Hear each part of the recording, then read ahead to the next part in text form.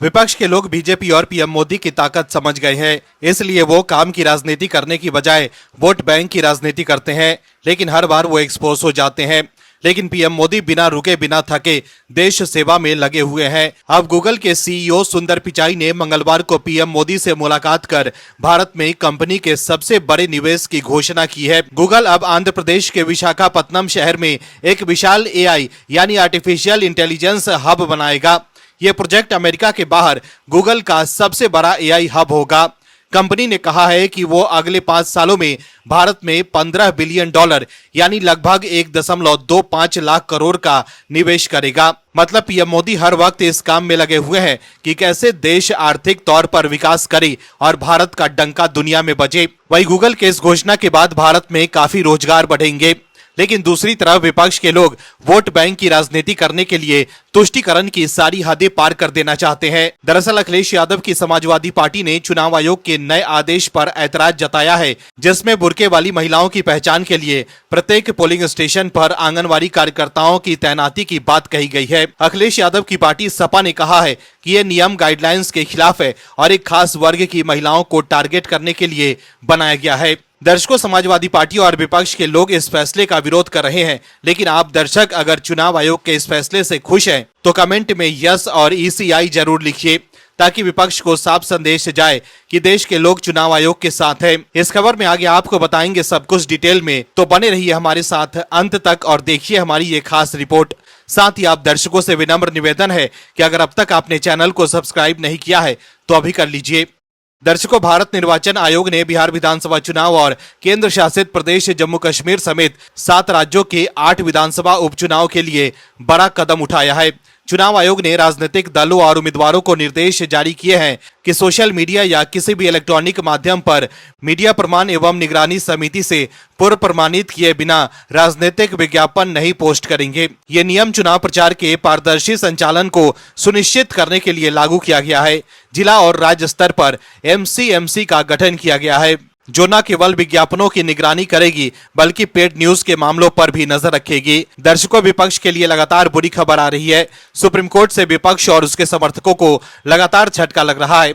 पहले राहुल गांधी के वोट चोरी के आरोप पर सुप्रीम कोर्ट ने एसआईटी जांच की मांग वाली याचिका खारिज कर दी और अब सुप्रीम कोर्ट ने पहलगाम मामले के बारे में सोशल मीडिया पर पोस्ट को लेकर गायिका और कार्यकर्ता नेहा सिंह राठौर के खिलाफ दर्ज प्राथमिकी को चुनौती देने वाली उनकी याचिका पर विचार करने से इनकार कर दिया और उन्हें मुकदमे का सामना करने को कहा। शीर्ष अदालत ने यह भी स्पष्ट किया कि वो मामले के गुण दोष पर कोई राय व्यक्त नहीं कर रही है। जस्टिस जेके महेश्वरी और जस्टिस विजय बिश्नोई की पीठ ने कहा कि इस समय वो विद्रोह के आरोप, भारत की संप्रभुता, एकता और अखंडता को खतरे में डालने के मुद्दे में हस्तक्षेप नहीं कर रही। वहीं शीर्ष अदालत ने उन्हें आरोप तय करते समय ये मुद्दे उठाने की भी स्वतंत्रता दी। दरअसल नेहा सिंह राठौर ने इलाहाबाद हाई कोर्ट के 19 सितंबर को आदेश को चुनौती देते हुए शीर्ष अदालत का रुख किया था, जिसमें प्राथमिकी रद्द करने से इनकार कर दिया गया। दरअसल प्राथमिकी में नेहा सिंह राठौर पर एक खास धार्मिक समुदाय को निशाना बनाने और देश की एकता को खतरे में डालने का आरोप लगाया गया है। वहीं नेहा सिंह राठौर ने अपनी याचिका में दलील दी है कि उन्हें भारतीय न्याय संहिता की कई धाराओं के तहत फंसाया गया है, जिसमें सांप्रदायिक नफरत को बढ़ावा देना, सार्वजनिक शांति को भंग करना और भारत की संप्रभुता, एकता और अखंडता को खतरे में डालना शामिल है। वहीं उन पर सूचना प्रौद्योगिकी अधिनियम के तहत भी आरोप है। वहीं बिहार चुनाव से पहले विपक्ष में सब कुछ ठीक नहीं है। आरजेडी के सिंबल देने और लेने के क्रम में जो घटना हुआ उसके आधार पर कहा जा रहा है कि तेजस्वी यादव ने अपने पिता और आरजेडी के अध्यक्ष लालू प्रसाद यादव का अपमान किया है। आरजेडी संसदीय बोर्ड में प्रत्याशी चयन के लिए लालू प्रसाद यादव को अधिकृत किया गया था। वहीं लालू यादव ने अपने इसी अधिकार का प्रयोग करके कुछ उम्मीदवारों को सिंबल बांट दिए थे, लेकिन तेजस्वी ने इसका विरोध किया तो प्रत्याशियों ने आधी रात को राबरी आवास पहुंचकर सिंबल वापस कर दिया। दरअसल आरजेडी के इतिहास में ऐसा पहली बार हुआ है जब किसी ने लालू यादव के फैसले को चुनौती दी और उसे बदलना भी पड़ा। वहीं बिहार के पॉलिटिकल एक्सपर्ट भी इस घटना से आश्चर्यचकित हैं। उनका मानना है कि तेजस्वी यादव मुख्यमंत्री बनने के लिए इतने बेचैन हैं कि वो इस हद तक झुक गए हैं। उन्हें डर है कि अगर कांग्रेस अलग हो गई तो सीएम बनने के उनके सपने का क्या होगा। कहा जा रहा है कि लालू प्रसाद यादव ने प्रत्याशियों को सिंबल बांटे तो इस खबर से तेजस्वी नाराज हो गए। उन्होंने तर्क दिया कि सिंबल के साथ प्रत्याशियों की तस्वीर या वीडियो देखकर सहयोगी दल नाराज हो जाएंगे। चूंकि अभी सीटों का समझौता नहीं हुआ है, इसलिए ऐसा करना ठीक नहीं होगा। वहीं अगर तेजस्वी को महागठबंधन धर्म का इतना ख्याल है तो 2021 में उन्होंने लालू यादव का विरोध क्यों नहीं किया था? तब तो लालू ने गठबंधन तोड़कर अपनी मर्जी चलाई थी। वहीं हाल ही में लखनऊ में आयोजित हुई बहुजन समाजवादी पार्टी की महारैली में कुछ ऐसा हुई जिसकी किसी ने कल्पना नहीं की थी। इस रैली में बसपा प्रमुख मायावती ने मंच से योगी सरकार की जमकर तारीफ की, लेकिन इसके बाद मायावती अब विरोधियों के निशाने पर आ गई हैं। वहीं इस मामले पर विपक्ष के समर्थक और अपने आप को किसान नेता कहने वाले राकेश टिकैत की भी प्रतिक्रिया सामने आई है। मायावती के बयान के बाद शुरू हुई बयानबाजी पर राकेश टिकैत ने विपक्ष को डरा हुआ बता दिया है। मीडिया से बात करते हुए राकेश टिकैत ने कहा कि सरकार ने विपक्ष को डरा कर तोड़ दिया है और विपक्ष आपस में ही लड़ रहा है। इसके साथ ही राकेश टिकैत ने यह भी कहा कि डरा हुआ विपक्ष देश में तानाशाहों को जन्म देता है। दर्शकों, बिहार चुनाव से पहले तेजस्वी यादव ऐसे फंस गए हैं जिसकी कल्पना उन्होंने भी नहीं की होगी। अब कोर्ट के सामने उनकी एक नहीं चल रही। दरअसल तेजस्वी यादव ने IRCTC घोटाले में कहा कि जिन तारीखों पर सवाल उठाए जा रहे हैं और जब जमीन की खरीद हुई, जिस दिन टेंडर आवंटित किया गया, उस दिन वो नाबालिग थे। इसीलिए उनके साथ कानून की नजर में वयस्क जैसा व्यवहार नहीं किया जाना चाहिए। तेजस्वी यादव अपने पिता लालू यादव और माता राबड़ी देवी के साथ IRCTC घोटाले में आरोपों का सामना कर रहे हैं। सोमवार को दिल्ली की राउज एवेन्यू कोर्ट ने लालू और राबड़ी और उन्हें इस मामले में आरोपी घोषित कर दिया है। विशेष न्यायाधीश विशाल गोगने ने तेजस्वी यादव के इस तर्क पर गौर किया कि 5 फरवरी 2005 को मेसर्स DSCPL द्वारा खरीदी गई जमीन और 27 दिसंबर 2006 को जब टेंडर्स मेसर्स सुजाता होटल को दिए गए तो उस दिन वो नाबालिग थे। इसीलिए उस पर वयस्क के रूप में मुकदमा चलाने की कानूनी क्षमता नहीं है। लेकिन अदालत ने तेजस्वी की इस अपील को खारिज कर दिया। तेजस्वी की इस अपील पर अदालत ने कहा कि यह तेजस्वी का कोई बचाव नहीं है कि मेसर्स DSCPL के शेयरों की बिक्री की तारीखों पर वो नाबालिग थे। इसीलिए साल 2005 में भूमि बिक्री के दौरान नाबालिग के रूप में उनकी उम्र को 2010 के बाद शेयरों से संबंधित लेन देन के लिए वयस्क के रूप में केस चलाने के लिए कोई कानूनी बाधा पैदा करने के लिए नहीं निकाला गया। अदालत ने कहा कि मेसर्स DMCPL द्वारा इन शेयरों का ट्रांसफर ही इस ट्रांजैक्शन का अंतिम रिजल्ट था, जिसकी शुरुआत इस कंपनी द्वारा कोचर बंधुओं से खरीदे गए जमीन के टुकड़ों से हुई थी और इससे सरकारी खजाने को नुकसान पहुंचा था। अदालत ने कहा कि जमीन के इस संभवतः बेईमानी पूर्ण ट्रांसफर प्रभाव ये हुआ कि राबड़ी देवी और तेजस्वी प्रसाद यादव का उस पर प्रभावी नियंत्रण प्राप्त हो गया।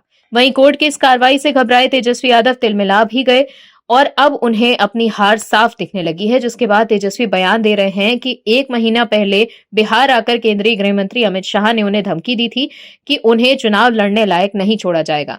वहीं कानूनी पचड़े में फंसने के बाद तेजस्वी यादव जातिवाद का जहर फैलाने में लगे हैं। अब उन्होंने सोशल मीडिया पर पोस्ट करके लिखा कि दलितों के लिए इस देश में रहना और जीना मुश्किल हो गया है और दलितों, मुसलमानों और पिछड़ों के लिए बीजेपी किसी दानव से कम नहीं। इसके साथ ही तेजस्वी यादव ने यह भी लिखा है कि हमारी सत्ता आए जाए, लेकिन दलितों की तरफ अगर कोई आंख उठाकर देखेगा तो बिहार की न्याय पसंद जनता कड़ा जवाब देगी। हमारे रहते कोई बिहार और बिहारियों का अधिकार नहीं छीन सकता। वहीं दूसरी तरफ महागठबंधन में सीट शेयरिंग का पेच अभी सुलझा नहीं। विधानसभा सीटों को लेकर महागठबंधन की अगुवाई कर रहे RJD और कांग्रेस में खींचतान बढ़ गई है। तेजस्वी यादव कांग्रेस को दिए गए अपने ऑफर पर अड़े हुए हैं।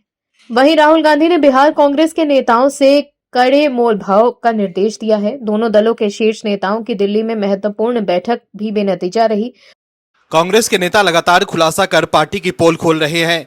राहुल गांधी लगातार मोदी सरकार पर निशाना साध रहे हैं, लेकिन अब जो बात बाहर आई है उससे पार्टी की चिंता लगातार बढ़ती जा रही है। वहीं अब बीजेपी को राहुल गांधी पर निशाना साधने का जबरदस्त मौका मिल गया है। ऐसी बात बाहर आई है जिससे लोग चौंक गए हैं। वहीं कोर्ट से भी राहुल गांधी को झटका लग रहा है।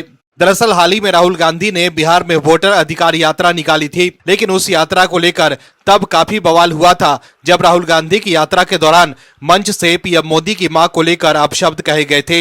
वहीं अब शेखपुरा न्यायालय ने पीएम मोदी की दिवंगत माता पर कथित विवादित टिप्पणी को लेकर राहुल गांधी, तेजस्वी यादव और मुकेश साहनी को समन जारी करने के आदेश दिए हैं।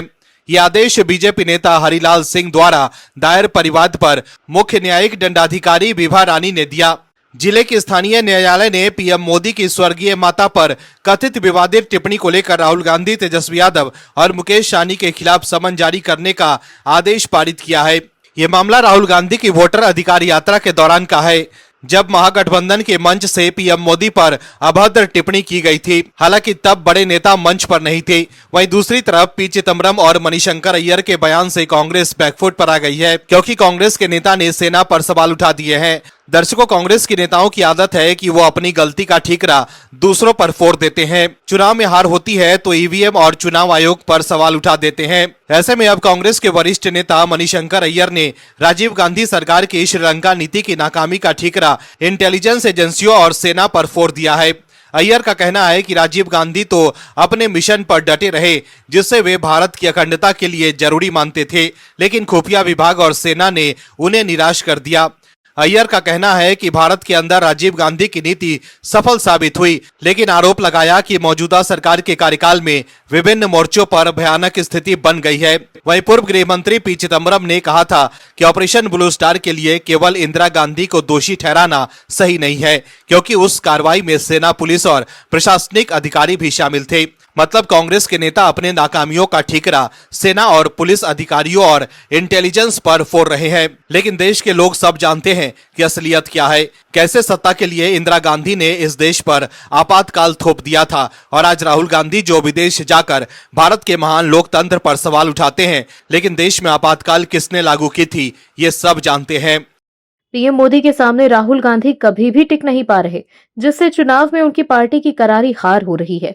लेकिन लगातार मिल रही हार से परेशान राहुल गांधी बीजेपी और देश के संवैधानिक संस्थाओं पर सवाल उठा रहे हैं।